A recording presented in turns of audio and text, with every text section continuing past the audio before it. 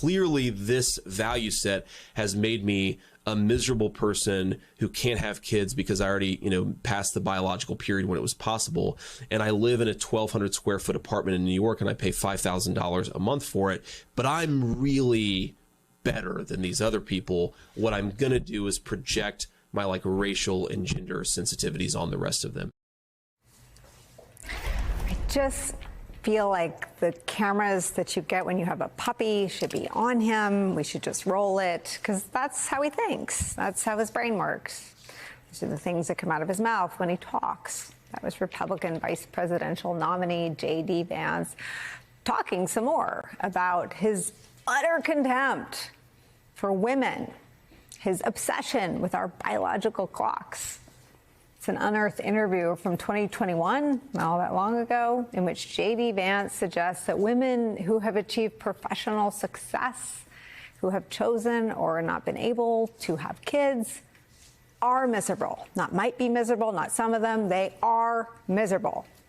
They also happen to live in 1,200 square foot, $5,000 apartments, which is just, interesting. The comments add to J.D. Vance's already long list of statements that, again, at another time and place in American politics would have been disqualifying in the vet.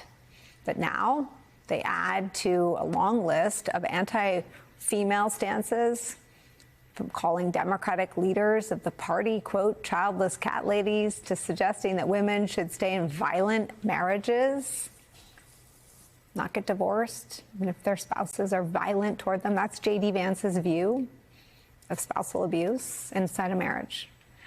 To J.D. Vance's hostility to reproductive health care, it's no wonder the Republican ticket is struggling in the polls with female voters. J.D. Vance's contempt for women is something Minnesota Governor Tim Walz might look to draw a contrast to tomorrow when he faces off against the Republican vice presidential nominee in their only debate.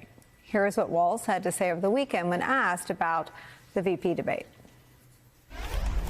Governor, how's debate prep going? So hi, everybody. How's debate prep going? Going great. This is the fun part. Joining our conversation, Democratic Governor of Kentucky, Andy Beshear, is here. Governor, thank you for joining our coverage. Thanks for having me. And after all that stuff you played from J.D. Vance, thanks for playing Tim Walz, a good man, a great friend, and he reminds us what normal is like. So jump into our conversation. It took place off the air, so I'll fill you in. Claire McCaskill thinks that we shouldn't sleep on the expectations game, that because J.D. Vance's views and utterances are so unpopular that it's sort of settled into our body politic that Trump might not even be so sure about his own pick, and Walz is so affable and flawless in his speeches that maybe the expectations are out of whack. What do you think? Well, again, the debates end up in an expectations game, which is unfortunate. I think the first thing that Governor Walz needs to do is to be Tim. Tim is a good man. He's a great governor. He'll be an amazing vice president of the United States, a person who exudes kindness and empathy. And the way he's led in Minnesota lifts every single person up, regardless of their party. You don't see him attacking people for their life choices. And on the other side, you have J.D. Vance, the least popular candidate for VP in my lifetime, and he's worked really hard to get there. Condescending, acting superior to everyone, calling people names, going after whole groups of people because they don't have kids. George Washington didn't have biological kids, the father of our country. So I think that Tim needs to do two things. Number one is be him. But number two, to make sure he's also talking about policy and the issues that matter.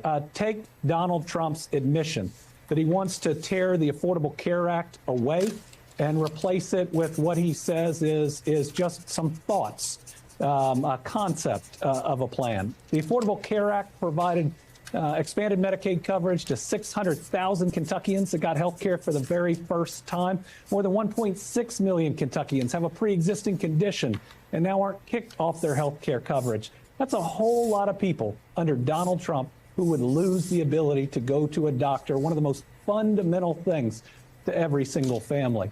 Those are the types of areas where Tim has led. He's expanded health care, and he can point to the damage that this administration would cause. You're on a roll. Keep going. Well, I just think that where Tim is on all of these issues. Look at the vice president and her plan that's come out. It's a tax break for the middle class, for all the middle class, Democrats and Republicans.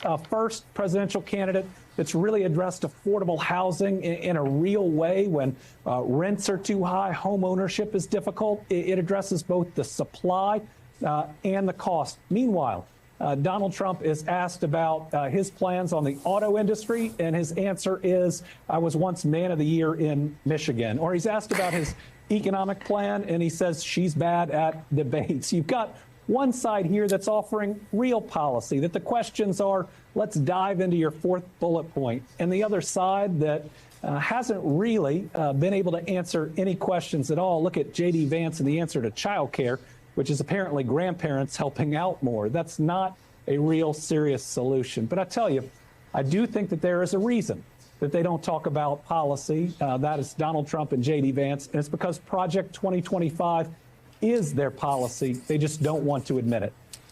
How much do you think that Governor Walz should keep the focus on what you're talking about, because it feels like J.D. Vance's reflex is these deeply personal, nasty attacks, that he's likely to try to go after Governor Walz's record and cherry pick and mischaracterize things as extremely liberal. That seems to be the only thing they've landed on in terms of how to attack Governor Walz.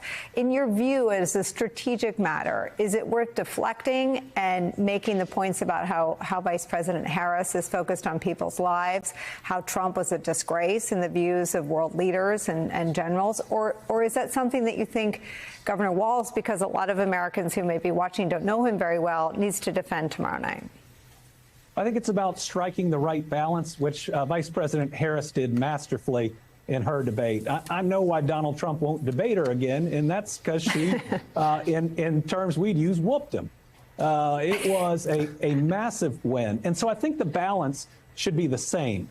First, Governor Walz has to talk about how we're not going back, about the problems and real threats that a second Trump presidency would bring, and how it would continue to divide our country with neighbors arguing with neighbors. But he's got to spend even more time talking about the vision forward, getting beyond this nastiness, turning down the temperature. That's what people really want. And we know it's not going to stop until we move beyond this presidential election, move beyond former President Trump being in the national dialogue, move beyond speeches where most of the time is spent trying to insult someone or calling them names that we would say is wrong in middle school.